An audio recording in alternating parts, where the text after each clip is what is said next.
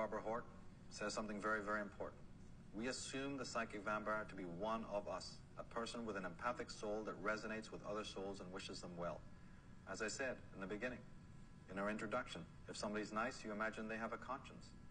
If you project love and trust onto somebody else, you automatically, without a single iota of proof, imagine that you're getting it in return. We project our goodness onto other people, and that's fine if those people are good or moral.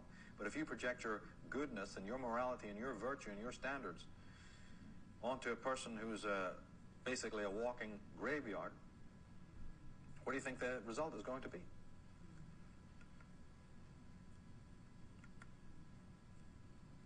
And Albert Bernstein says that we can establish two absolutely non-negotiable facts about the nature of pure evil.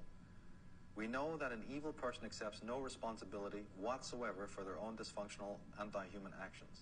This means that, unlike other people, when they act in an unloving manner, they do not acknowledge it or take responsibility for the consequences of their act. Indeed, in their minds, the other person is responsible. If they feel sad or broken, it's their affair. There's no empathic resonance with the suffering of the other person, and no accountability.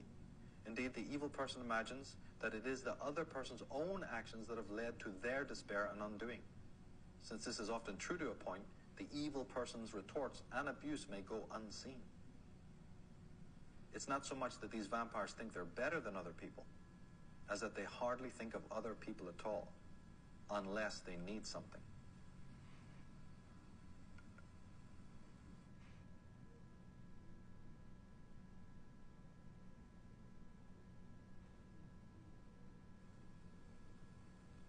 We found out that there's a big difference between shame and guilt, and a big difference between conscience and superego, between empathy and just the veneer of niceness. And we've also learned something about suffering, the nature of suffering. It's summarized by Arno Gruen. He says, in our society, it is not those who suffer that are weak, but those who fear suffering. People who have made the most successful societal adjustment actually turn out to be the weak ones. To conceal this fact, the well-adjusted have for millennia been propagating the myth that sensitivity means weakness.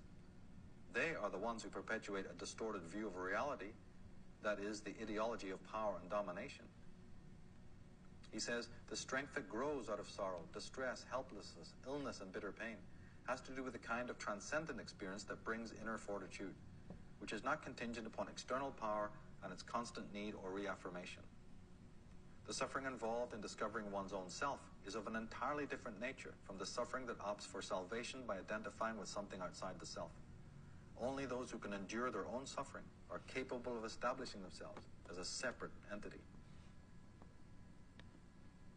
Robert Johnson says that suffering is the inevitable path that must be trod on the way to consciousness, the inevitable price for the transformation we seek. By no means can we escape it. We who try to evade it never succeed.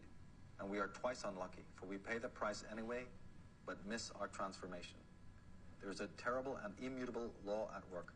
We only transform